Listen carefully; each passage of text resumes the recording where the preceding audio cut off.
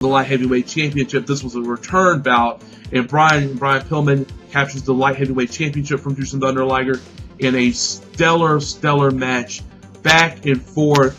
And when you have guys of that caliber bringing something different to a product, and I keep saying this to people at the time, WCW's product was still good, even during the Jim Hart days. Even with the crazy crap he was doing, the in-ring product was still good. And it was still good going into 1992 prior to Bill Watts coming in. Bill Watts was really the guy with his stipulations and whatnot, that kind of, not having mats and all this other stuff that kind of slowed the product down. But prior to this, Brian Pillman and Jushin Thunder Liger they put on one of the best matches during early 1992 and early 90s WCW. Counters back and forth, great storytelling from Jesse Ventura and Jim Ross. Everything matched so well in this contest, and I definitely, out of all the matches that I have discussed so far with Brian Pillman, this is the one I highly recommend that you check out and really just look at, study, and try to see how great it really used to be. That's all I can really say about that. But definitely check that out. Super Brawl 2, I believe it was held in Milwaukee, Wisconsin. It was the Sting and Luger confrontation at the end of the card. It was built up to that. Luger leaves WCW, but I won't get further into that because I'll be talking for hours if I do. It was a great show, and definitely check that match out.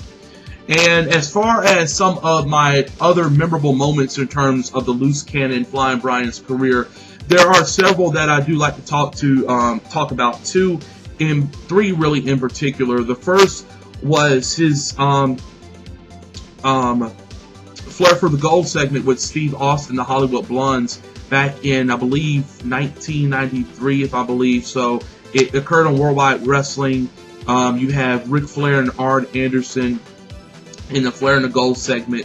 And if you haven't seen the Flair and the Gold segment, that's another thing I really highly recommend that you check out. Great entertainment. Not many people remember that, though, strangely enough.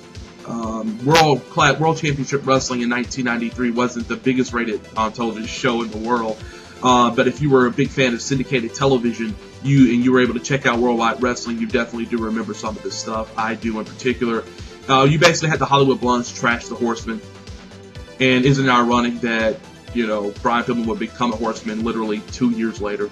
But he's basically trashing the Horsemen, and he's trashing Ric Flair and Arn Anderson.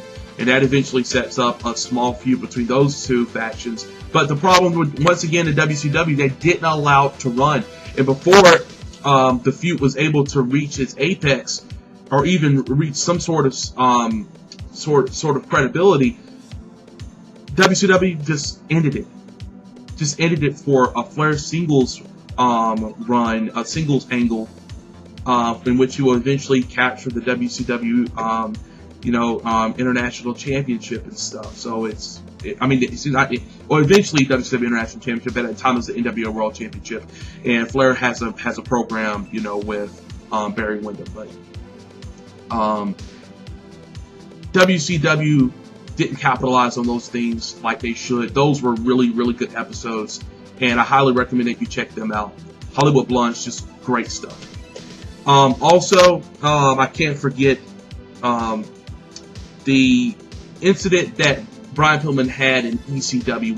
When Brian first arrived at ECW, the feud that he was about to enter in was with the franchise Shane Douglas. Shane Douglas basically saying that, this is ECW, there's no place for somebody who is crazy as hell as Brian Pillman. He's a loose cannon, you can't trust him, he's not a man of his word, he has to leave. And then you have Brian Pillman basically doing whatever. I mean, the dude actually literally wanted to urinate this is a storyline, but he really literally wanted to urinate inside the ring. Brian Pillman was just whack, saying all kind of crap. But I just recently found this clip out, and I'm gonna supply a link on YouTube.com, and especially on In Your Head Online. You have to check this out. This is Brian Pillman having a wrestling match with a pencil. Now, the backstory behind that is, as mentioned earlier on the show, Brian Pillman and Kevin Sullivan had words with each other. And all incorporated on this loose cannon gimmick that him and Eric Bischoff are, they're back and forth on this kind of stuff. And you can't tell if it's a work or a shoot. And you had him, Brian Pillman, saying, "Booker Man." Yes, I quit Booker Man at Super Brawl 6, also in the Bayfront Center in St. Petersburg, Florida. And eventually Brian Pillman leaves and he's out. He goes to ECW and whatnot. But that was basically an attempt of humor by Brian Pillman, which definitely succeeded at poking fun at Kevin Sullivan as a booker. And he's basically having a match with the big giant pencil.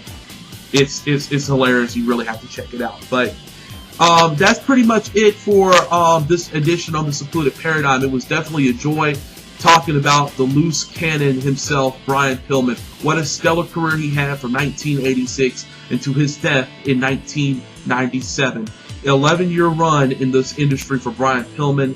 I wish he was still here with us. He's here in spirit. And one thing that I do like about doing shows like this is that it either educates, re-educates, or it simply puts people in a mindset of thinking about one of the greatest professional wrestlers within the modern era, in my opinion, in Flying Brian Pillman. It was a pleasure being here with y'all again on this episode of the Secluded Paradyme. Stay tuned to the 6th edition of the Secluded Paradyme. I'm not sure who I'm going to profile next, but you can always be assured that it's going to be somebody that you like. Have a good day, and I look forward to speaking with y'all next time on the Secluded Paradyme. Peace out, peace. Credits roll.